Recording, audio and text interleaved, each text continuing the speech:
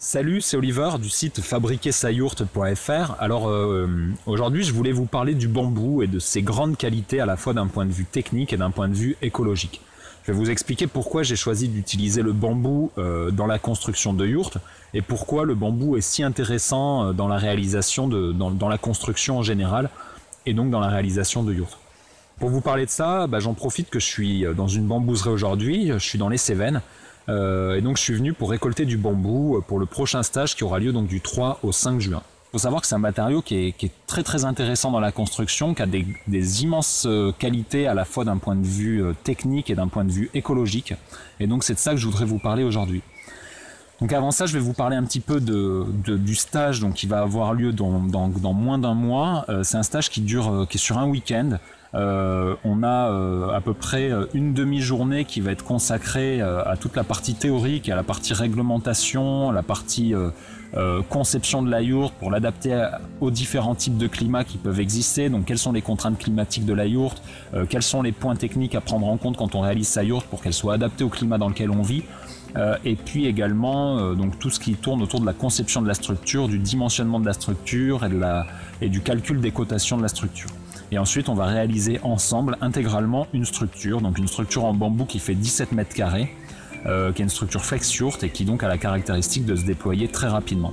Et donc à la fin du stage on monte la yourte intégralement et vous voyez comment on arrive à monter donc la flex 470 en moins de 15 minutes. Donc je vous parle de ça aujourd'hui parce que c'est la seule date restante pour 2017.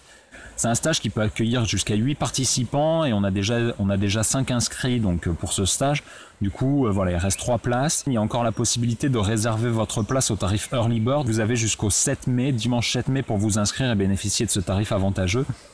Alors maintenant, je voudrais vous dire un petit peu plus pourquoi j'ai choisi le bambou pour réaliser des yourtes. Donc déjà, c'est un matériau qui est très facile à travailler et qui est facile à utiliser pour réaliser des perches. Vous les voyez juste derrière. Il suffit d'enlever les branches quasiment pour avoir des perches qui sont prêtes à l'emploi. Donc ça va très très vite à préparer.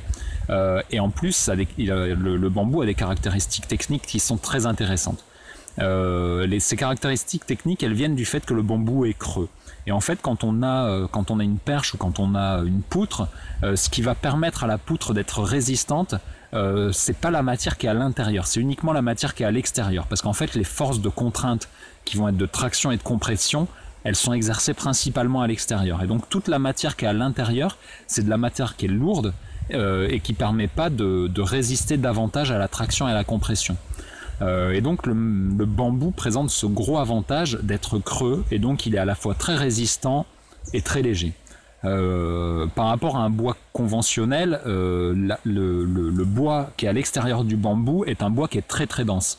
Et donc toute la vitalité et toutes les ressources du bambou, elles ont été concentrées pour réaliser ce bois très dur qui est à l'extérieur et en laissant tout un creux à l'intérieur qui permet qu'il soit léger. Donc voilà vraiment le gros intérêt technique du bambou. Et en fait, le bambou, parce qu'il a cette caractéristique technique de consommer peu de bois finalement et d'être léger, c'est un matériau qui consomme peu de ressources. Enfin, c'est une plante qui consomme peu de ressources quand elle pousse. Et donc en fait ici c'est vrai qu'on la considère plutôt qu'une plante invasive parce que c'est une plante qui s'adapte très bien à notre climat et qui va proliférer beaucoup. Mais en fait c'est un matériau qui consomme peu de ressources, c'est une plante qui consomme peu de ressources pour pousser. Et puis en plus de ça, elle va avoir tendance à faire un système racinaire très très dense qui a tendance à retenir les berges de rivière. Donc là, je ne sais pas si vous entendez le bruit de l'eau, mais je suis juste à côté d'une rivière. Et donc là, les berges sont très très solidifiées par tout le système racinaire du bambou. Donc c'est quand même un matériau, malgré le fait qu'il soit invasif. Et en fait, il est invasif seulement aux endroits où on l'implante parce que le bambou ici ne peut pas produire de graines. C'est pas un climat qui lui permet de fleurir et de produire des graines. Donc il peut pas proliférer par les graines. Il ne se répand que autour du pied mère qu'on a planté. Il y a tout un système racinaire qui va se créer autour du pied mère et c'est ce système racinaire qui est très très intéressant pour retenir les sols et retenir les berges. Donc voilà un petit peu pourquoi je voulais vous parler du bambou aujourd'hui. C'est vraiment un matériau qui est très intéressant. Donc à la fois d'un point de vue technique et d'un point de vue écologique. Voilà ce que je voulais vous dire sur le bambou. Donc je vous rappelle donc que le prochain stage a lieu du 3 au 5 juin 2017.